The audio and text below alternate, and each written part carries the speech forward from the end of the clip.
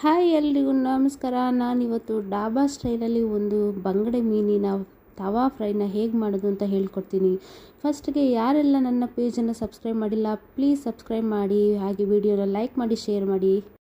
ನಾನಿಲ್ಲಿ ಫಸ್ಟು ಒಂದು 2 ಬೆಳ್ಳುಳ್ಳಿ ಮತ್ತು ಒಂದು ಚಿಕ್ಕ ಪೀಸಷ್ಟು ಶುಂಠಿ, ಒಂದು ಸ್ವಲ್ಪ ಹುಳಿ, ಒಂದು ಸ್ಪೂನಷ್ಟು ಕೊತ್ತಂಬರಿ, ಹಾಗೆ ಒಂದು 10 ರಿಂದ 12 ಒಣ ಮೆಣಸನ್ನ ಬಿಸಿ ನೀರಲ್ಲಿ ನೆನೆಸಿಟ್ಟಿರೋದನ್ನ ತಗೊಂಡಿದ್ದೀನಿ ನಾನು.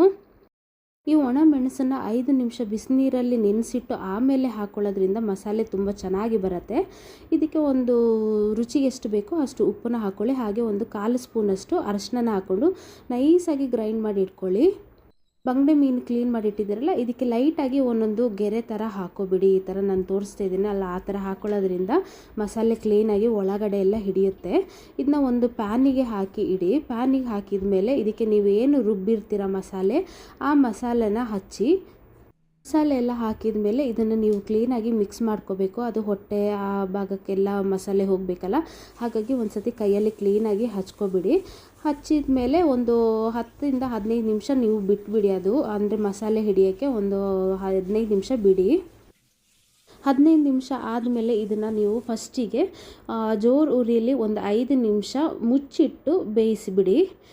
ಮುಚ್ಚಿಡಬೇಕು. ಮುಚ್ಚಿಡೋದ್ರಿಂದ ಇದು ಚೆನ್ನಾಗಿ ಬೇಯುತ್ತೆ. ಇವಾಗ ನೋಡಿ 5 ನಿಮಿಷ ಆದಮೇಲೆ ನಾನು ಅದನ್ನ ಉಲ್ಟಾ ಹಾಕ್ತಾಯಿದ್ದೀನಿ.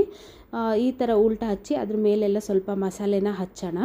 ನೋಡಿ, ಈ ಥರ ಉಲ್ಟನ ಹಾಕ್ಕೋಬೇಕು. ಎಲ್ಲ ಮೀನನ್ನ ಉಲ್ಟಾ ಹಾಕಿ ಒಂದು ಸತಿ ಬೇಯಿಸಿದ ಮೇಲೆ ಒಂದು 4 ರಿಂದ 5 ಸ್ಪೂನಷ್ಟು ಕೊಬ್ಬರಿ ಎಣ್ಣೆನ ನಾನು ಯೂಸ್ ಮಾಡ್ತಿದ್ದೀನಿ. ಯಾಕಂದರೆ ಕೊಬ್ಬರಿ ಎಣ್ಣೆ ಹಾಕೋದ್ರಿಂದ ಇದು ತುಂಬ ಚೆನ್ನಾಗಿ ಸ್ಮೆಲ್ ಬರುತ್ತೆ. ಹಾಗಾಗಿ ನಾನು ಕೊಬ್ಬರಿ ಎಣ್ಣೆನ ಯೂಸ್ ಮಾಡ್ತೀನಿ. ಇದ್ರ ಮೇಲೆ ಲಾಸ್ಟಿಗೆ ಒಂದು ಸ್ವಲ್ಪ ಕರಿಬೇವು ಸೊಪ್ಪನ್ನ ಹಾಕ್ಕೊಳ್ಳೋಣ. ಅಂದರೆ ಟೇಸ್ಟು ಮತ್ತು ಸ್ಮೆಲ್ಲು ತುಂಬ ಚೆನ್ನಾಗಿ ಬರುತ್ತೆ. ಹಾಗಾಗಿ ನಾನು ಕರಿಬೇವು ಸೊಪ್ಪನ್ನ ಹಾಕ್ಕೊಂಡು 2 ಕಡೆ ಡೀಪ್ ಫ್ರೈ ಮಾಡಬೇಕು. ಇದು ಅಂದರೆ ಫುಲ್ಲು ಆ ಮಸಾಲೆ ಏನಿದೆ ರೋಸ್ಟ್ ಆಗಬೇಕು, ಅಲ್ಲಿವರೆಗೂ ನೀವು ಫ್ರೈ ಮಾಡ್ತಾ ಇರಬೇಕು ಇದನ್ನು. ನೋಡಿ, ಇವಾಗ ನಾನು 2 ಕಡೆನೂ ಉಲ್ಟಾ ಹಾಕ್ಕೊಂಡು 2 ಕಡೆನೂ ಫ್ರೈ ಮಾಡ್ತಾ ಇದ್ದೀನಿ.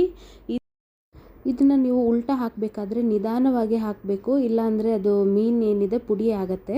ಇನ್ನೊಂದೇನು ಅಂದರೆ ನೀವು ಎಣ್ಣೆ ಬೇಕಾದರೆ ಮಾತ್ರ ಯೂಸ್ ಮಾಡಬಹುದು. ಎಣ್ಣೆ ಬೇಡ ಅನ್ನೋ ಹಾಗಿದ್ರೆ ನೀವು ಅದನ್ನ ಸ್ಕಿಪ್ ಕೂಡ ಮಾಡ್ಕೋಬಹುದು. ಇಲ್ಲಿ ಕೊಬ್ಬರಿ ಎಣ್ಣೆನ ಯೂಸ್ ಮಾಡೋದ್ರಿಂದ ಇದು ತುಂಬ ಚೆನ್ನಾಗಿ ಟೇಸ್ಟ್ ಬರುತ್ತೆ ಅಂತ ನಾನು ಇಲ್ಲಿ ಯೂಸ್ ಮಾಡಿದ್ದೀನಿ. ನಿಮಗೆ ಬೇಕು ಅಂದರೆ ಹಾಕೋಬೋದು ಅಷ್ಟೇ.